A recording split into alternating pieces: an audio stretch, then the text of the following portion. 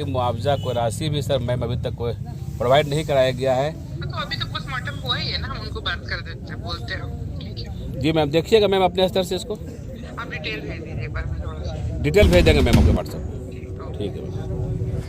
दर्शकों, याद होगा आपको 4 लोगों की मौत हो गई थी सड़क दुर्घटना में। पिकनिक मनाने लोग गए थे। किसी नेता, किसी पदाधिकारी, कोई जनप्रतिनिधि यहाँ झांकने तक नहीं आया, जबकि आपदा के मालिक अंचलाधिकारी हैं, जिलाधिकारी हैं, कोई नहीं आया। जानते हैं क्यों? खैर हम नहीं बोलेंगे, नेता लोगों की बात हो जाएगी। कोई जनप्रतिनिधि नहीं आया, सिर्फ राजेंद्र यादव जो राष्ट्रीय जनता दल के नेता वो यहाँ आए। क्या क्या आश्वासन दे के गए, वो परिजन जब हमारे साथ जुड़ेंगे तो आपको बताने का प्रयास करेंगे। 4 लोगों का अचानक चले जाना, जरा कल्पना करिए उनके परिजन पर दुख का कितना बड़ा पहाड़ टूटा होगा। वैसे में एक महिला जो गर्भवती है, जिनकी कोख से कल ही एक संतान ने पैदा लिया है, बाप का जाना, बच्चे को आना, या संयोग कहें या दुर्संयोग कहें, ये आप खुद जज कर सकते हैं। हमेशा से गरीबों के साथ साए की तरह खड़ा रहने वाला नेता, समाजसेवी बेटा आबिद कौसर आज सत्ती घाट पहुंचे। हम जानना चाहेंगे क्या कुछ हुआ है। हकीकत में जानते हैं दर्शकों क्या होता है? मुसलमानों को सिर्फ वोट बैंक के लिए लोग यूज करते हैं, चाहे वो ओवैसी साहब हो, चाहे कोई अन्य नेता। मुसलमान एक मुर्गी की तरह है, जिसको जो चाहता है पिंजड़ा में रखता है, और जब काटने की बारी आता है तो काट के बिरयानी बना के खाता है। हकीकत है, ये मुर्गे की तरह है। लेकिन लोग इस बात को नहीं समझते हैं। लोगों को लगता है जो नेता आया जय हो करने लगता है, जिंदाबाद करने लगता है। वो नेता चला जाता है, फिर दूसरे के साथ जिंदाबाद का नारा लगाता है, फिर तीसरे के साथ जिंदाबाद का नारा लगाता है। यही सिलसिला चलता है। और जब दुख की घड़ी आती है तो सिर्फ इकलौता बेटा समाजसेवी आबिद कौसर ही आंसू पोंछने के लिए आते हैं। हमारे साथ आबिद कौसर जुड़ेंगे। मैं जानना चाहूंगा क्या कुछ दर्द है इनके दिलों में।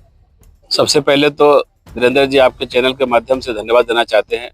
और इस दुख के घड़ी में जितने भी मृतक हैं, जिनका इंतकाल हुआ है, मैं उन तमाम परिवारों के साथ हूं और तमाम परिवारों के लोगों के साथ मेरी संवेदना है। ये इस साल की शुरुआत के दिन में जो घटना हुआ है, ये बेहद ही अफसोसजनक है। और सबसे ज़्यादा अफसोसजनक की बात यह है कि कोई जनप्रतिनिधि के नहीं आना, सरकारी कोई सहायता नहीं मिलना, और ख़ास करके जो एक वर्ग है मुसलमान अल्पसंख्यक समुदाय के लोग, कहीं न कहीं छला जाता है, कहीं न कहीं ठगा जाता है। अभी इस दुख के घड़ी में कोई राजनीति करने का तो वक्त है नहीं जो हम राजनीति की कुछ बात बोलें, मगर जो भी सच्चाई है आज तक, अभी तक जो हमको मालूम हुआ है, किसी के आंसू पोंछने के लिए कोई जनप्रतिनिधि नहीं आया है।